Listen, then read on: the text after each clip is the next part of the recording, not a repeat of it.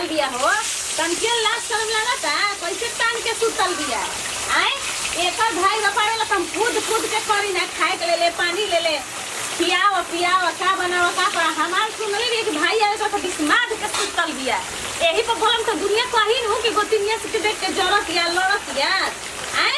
आज के बाद हमें भाई रोक के देम कुछ खाए पिए के पूछम ठीक कहला कि गोतिया देव के कतनो जानो काट के दे देबू त केहू के ना होई देखा ना छाव कतना छाव लगाओ तो जन शुरू आई रहल त बुझाई कि एकरा में निमन के हुइए नहीं के बढ़िया के हुइए नहीं के आ जैसे से दिन बीतत त वैसे सब कहन चल देखावत है अब नहीं खेल आँख से लौका तुम करा मुड़ी के आँख से नहीं खेल लौका यही जगह पर अगर हम रहती नु त कतना हम नतीजा करती लेकिन ओकरा के एको बर्बाद होत सुबह से सुतल बिया तान के उठ के मैं बहरा नहीं मजा नहीं लिपनी बर्तन मजन कुल कइनी मसाला पीसनी अकेले सारा काम करतनी लेकिन सब के सुतल बिया हमरा नहीं थे बोले के काबर करा के हो भौजी इहे जान बोल गई मरते नु बा काबर बोला ना तर को खुश रहे के चाहिए कि तार भाई आतन तनी में से बनाई के त तू बरबरा आतन माने खुश रही हो दूसरा के करे के हम ठिका ले ले बनी हमरा के करे के कोई ठिका नहीं के कौन चीज खुश रही हम एगो खुश रही पूरा घर विपत में भरल बाटे कौना काम के खुशी के करा विपत पर गइल हो बताओ तो के नहीं से देखल चाहता भाई के काहे देखत एगो सुबह ले सुतल बिया तान के नहीं खुद देखत बस कर उनका त बतिए न कर हां तो हम ऐसे ही सुतब हम ऐसे ही करब तब मत कहिए जे कोनो जानी काहे से तू खुद बुआ से दिन तक तनी मने घर चली केहू आई हित ना त का सती एक लोटा पानी केहू ना दी आ घुमाई मुंह उठ के देलू तू मुंह उठ के देलू आज तक हमार माई बाप को करे दु आंख रखेला हमारा के साड़ी वाला के संगे संगे उनको के साड़ी वाला कोनो फर्क चीज में लेकिन ओकरा मन में दे तारा समझदारी बाटे उनकरा नहीं थे तो जाए दा हां तो इकुल रहल रही तो चली ना घर उ जैसे करते हो तो तू न करा हम कतना दिन लेके चलम हो कतना दिन लेके चलम कान बोलिए माई के जन कहां बोलिए ओकर नहीं के समझावे के कैसे ना करल जाला तू ही बताओ हम गलत बनी अरे के गलत बाड़ी मैंने उनका अपना मन को नहीं बुझत कि हमार माई बाप आवेला भाई तो उ करेली कि ना खुद के छोड़ में ज्यादा हमारा कुछ बोलना ही के नहीं है हमारा नहीं है बोले के बस जे जैसे हम करी वैसे हम करे के बा आगे से जे करत है पीछे से हम वैसे ही कर हमारा ढेर दिन लेके चलनी सब कर इज्जत मान सम्मान अब हमरा बुझा कोई लगू उनु सोचे तरी अब अलगा होके से जान जाई हो उनका मन में बस यही बात चलत है और कुछ नहीं हां तो कह दे खुल के कहो कहे के नहीं चाहिए कि हम ना रहवे के अलगा मुंह खुलाला से अलगा हो जीवन सोचे तरी ऐसे कैसे अलगा होई जले तार बियाह शादी ना होई नु तले केहू अलगा बिलगा ना होई समझ में आई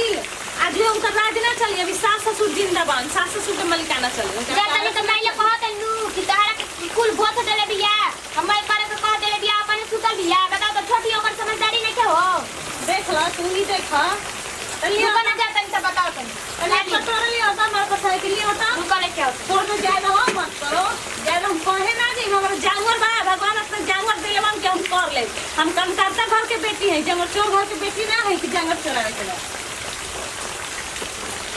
बाप रे बाप कमर में तसी दर्द बा काय उठैनी है बोली माने हम जाता नहीं यार घोट कर यार दर्द होता तारा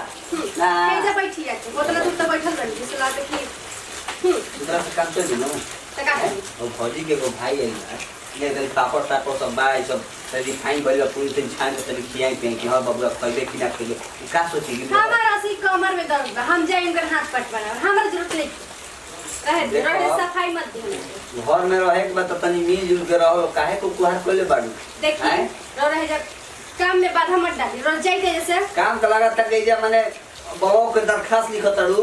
मन अभी टीवी फोर फार सब टीवी के जब से सब बिलोल भाई हां तोरा बाबू नहीं खाना देले इसे कह दिन कि टीवी फोड़ दे ना तहार बाबू देले बड़ा कहे का मिल रहे हमारा सब चीज मिलल बा कूलर फ्रिज ऊपर से एसी मिलल बा टीवी भी मिलल बाटे तो पेट नहीं 5-5 के अरे बाप रे उतना पता ही कि 5,000 का कूलर सब क्यों मैं बिगड़ी माने देले बन तार बाबू तो कहे के का मतलब बा तो ना करबू धरबू ना तो तार बाबू तय कइले हम काहे ना तय करवा दियल वही घरी हां हाथ में हम दान दहेज देतनी नो त हमर बेटी ना काम धंधा ना करी कलम खाली चलाई कोनो सब राजा बड़ा नो तो नुको करे के परत बे खाए खातिर पेट बाबू तो सब कुछ करे के पड़ी ना बुझन तो पेट के पानी पचवाला बागा ना ए हमारा से जबान मत लड़ाओ ताकि हम निमन बात समझाऊं तो खराब लगता हो औरा से नहीं की बोलत माताजी रोज जाई तो ना बनेबो तो के बनाई रे हमें हम बताइए बूढ़ में ई बनाओ खाना खियाओ अच्छा ये बताओ ओकर भाई बे ऐसे कटे एक पर हित ना दवाई तक करी तब तो ई अपन अकेले करी ना हम कर ले ठीक न हमरा नहीं जाके करे के अपन कर उनकर भाई हो तो उनकर घर के आदमी हो तो हम काहे करे दिए हमरा सी कमर में दर्द लगे क्या करे दिए कुछ नहीं एक बार कि हर रोज एक दर्द दे भय जाला खाए के बेर तोरा दर्द ये खत्म हो जाला खाई पियल रोक ले बैठ बा खाए पीले रोकल बटे बा देखी तोरा के खाए पीले रोका तो ए बात के बतंगड़ बनावे चलेलू बात के हम बतंगड़ नहीं बनाते रौरा बनाते नहीं यहाँ के बनाते सुतल तनी देख लेंगे तो सब पे विपद सूते के पड़ बेरा जाए भाई सुतल दिए 9 बजे सूते के बेरा ह आ यही पर लागा में पानी आवे तो चट फोन कर मत करिए कि तू भाई ही निमर आता न तू निमर आता तू इतना ना कर कड़ी आइला में तिथि भइल बेई मार के मुंह आदि गाड़ दी हम मैंने क्या करते हैं रखे हम तो सामने बोलो तुम बनी हम बोल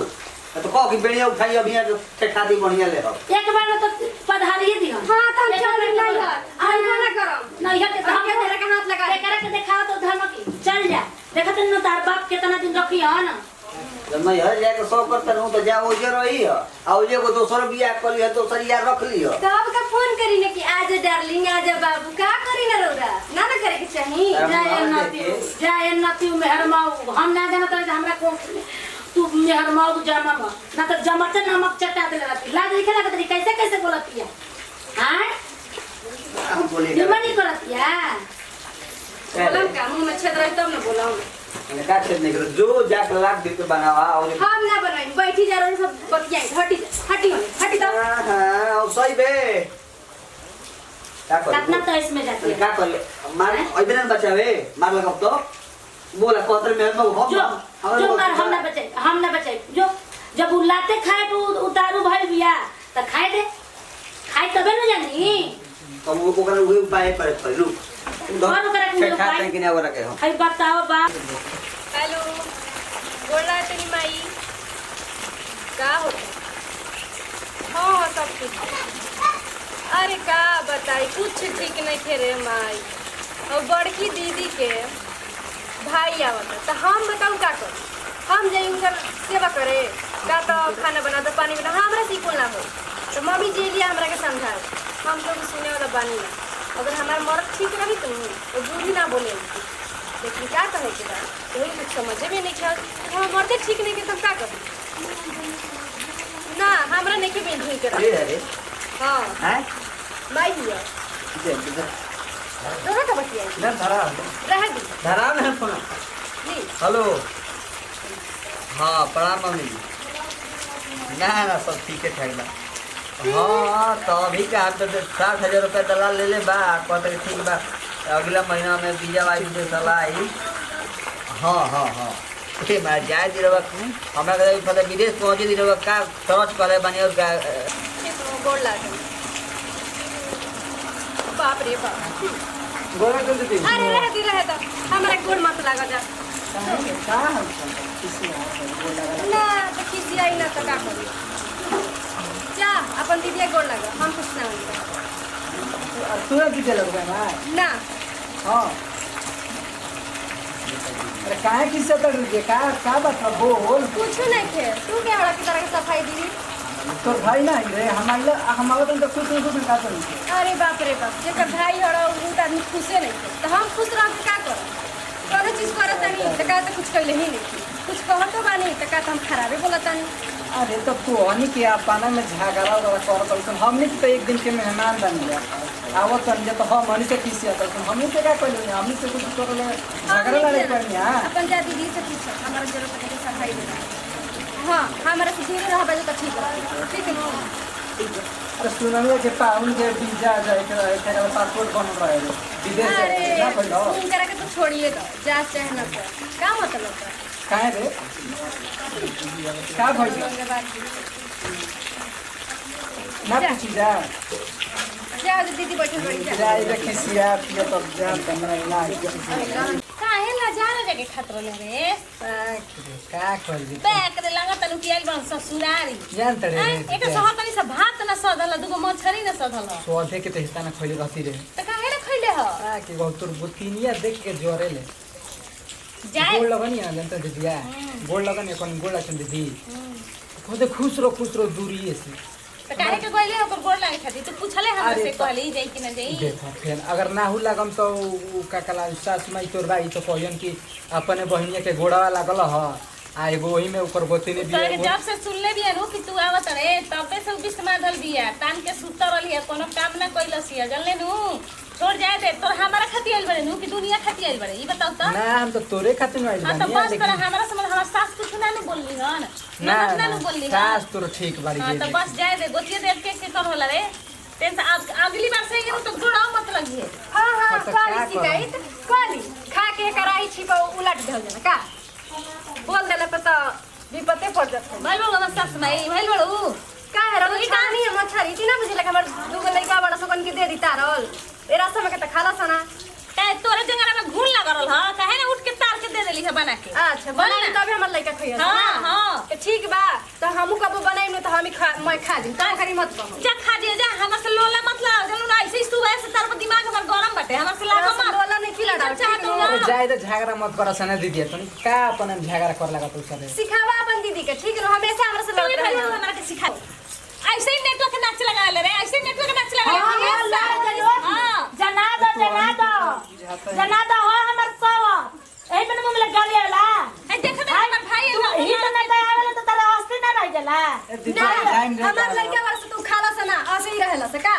तो काहे के करो जान किए में तेज रहबू करबू ना मने बाप रे चढ़ से जब मैं जनी हमरे का पास चढ़ से बोले कहती कहते हम ही तो खराब बानी ऐसा तालुरे में से करते बाड़ू देखा बुची तू तो बोलबे मत कर काहे ना बोली हमार तो बोली काम ना लगे तो ठीक रही अच्छा ई है रहनी तू सीखा ना ओ जो अपन लोग का तो काम कर सीख अरे बतलियो जे सिखा के भेजल ना तो यार चल ना तो ना बोलत रही जाए दे मैं घर छोड़ दीजिए झगड़ा मत करे जा ससुरा में ई है छोड़ दे रे, मत छोड़ दे, छोड़ दे, छोड़ दे। कोई कम नहीं के तारा तिजिया के कहीं जाए उनका के कहीं कोई कम नहीं के जा तू हितना तो हो काम दर के बोलिया कर हाँ। तू जा दुआर पे जा एला कोई जा, तो जा, जा। का कहले से दीदी है ठीक है। का कहले से दीदी है रो देवे लगनी हो रहन का कहले से दीदी जा है तोरो के कहां तो तने को बोली नेवर क के रहो तो तू ना रहबे तबे न जो ऐसे कर रे सासे के ना हम दुनिया के ना सहम ठीक ना कैसे बनला त खा के ना और सहम हम तो खानी ना हमर मरद ना खाला तोरा को मैं दुगो पीस नहीं के धई कहां छोड़ल बने खेजा के देखी न तो हमारा बोल लगे का जरूरत रहे हां तहरा के तो थरिया अरे ई सोचतै नु कि बेटे पर सुतल बन तो ओइ चलिया के द लोग हमरा के मछड़ी अरे बाप रे बाप उनका तो मेरा बोला नहीं है। हम खाई का जाते हैं फोन करके मना कर दे कह देम कि आज के बाद हमारा दुआरी पर मत आई हसन का जब बोलो? तक से के इज्जत मार आदमी के दुआरी पर आइला के ले दे कर भाई ए जे बौगे ओ जे मार लड़त के कैसे खनगिनिया अरे। एका किति करबे कि ना करबे कतना तरह हम समझाइए घर में अच्छा। है हमेशा हम ही गलती लौकतन रो ना के गलती में माने का है जब मछली बने तो बोला ना जला कि सही कहता भाई इनके कहता के पाहुन दीदीया के गोला नहीं है तो हमरा के उसा के बोलत रहे हमारे लिए कहल रहा, तो हमारे ये जबान हो आ तोर भाई जाबे तो कैसे घर में बिल में ढुकती से अल्लाह बाप रे ने सब बाप। सताने से दूर और से बोझ है तो फिर तो मम्मी बिगड़ में जाई देखी ज्यादा बोला ना तो यार बंद कर कबार दी के रखी कबार दो अभी समझ ली हमेशा हम ही गलती लौकतन ही के तो गलती ठीक बा मेरे? आज के बाद हमसे बोलना मत हम जाते नहीं हो आही दादा अपना मन के बिया का के चल जो ना छोड़ दो अच्छा जा ना जाओ कहां जाले नरमाजी जाओ मैं ओकरो के ओ जो कर को खमाइले कर बापा झाड़ दी मैं न जानकारी का भाई एक एगो बात लहरावत ये मोबाइल ले अपना नहीं हरा मैं एकर माई बहन सिखावत है तो वैसे वैसे करत ठीक है बता हाँ। लगा फोन रे एबरा उनकर हम बतियाई त पर बेटी के रखबू आ तो हम कुछ वो बात कर दी बोल समझावा जा जा बजा तू ओकर से बैठा के नु पूछ ल कि आखिर उ चाहत कर यही रोज रोज के चाहत कर ही- ठीक नहीं चाहत खेला ठीक कुछ नहीं नहीं खे। में कच्चा कच्चा पड़ जाला एक दिन ना एक दिन समझ रही दम ना करना के रख देले बस दम ना बार जाके का कहियो घर अपना का कह जाई त निमन करे करी त जे तने नु कहिहन तू पढ़ बोली था हैं का बुनिया में जाई पढ़े घर के बुबुनिया में खइबे हैं जो ते सा का तो लोग सिखाई को करके ना सिखाबे हमारे के खाली बोलब पहले 900 रुपया देनी ट्यूशन फीस है ये खासा ही परिवार जो पढ़े। में रहती है ये दम मन थारी झन का रखल बिया फिर से मैं हैं फिर भैया पर हां ओए खाते नु कहती कुल खिया बताओ आए रे उतर 1 किलो मछली रे माने मान त हिस ना त बोले तारल चार गो खइलसन पीलसन और उधर 4 गो पीस बाओ कहते तो हम ना खियाई ना खाई 4 गो पीस में ना आदमी खाई जितना रही उतने में आदमी खाई करी नांगा अब वो खातिर कुरकुरहट हुड़ी भाई करी हुड़ी भ ना ओकरा के थर करे के जांगर नहीं के थरिया भर खाए के जांगर बोले तब ओतना ओकरा करे तो ओकरा बाप के फोन कर ओकरा बाप ले हम पूछी का कहत हम काम नहीं कर क्या तुम बेहरारू एकदम माहे में लिखे एकदम माइयो भी अरे तारी नतिया दुगला ई कोना तो थरे मेन में हमरे में गलती एको दिन हनुमान गैर लगा के चापत नहीं खी अच्छा आज मंगल हनु काल जरूर को कल खसी के मीट खाई आ 2 पैक मारब तब इंगरा तनी बोला हारब भव तब सुधरी।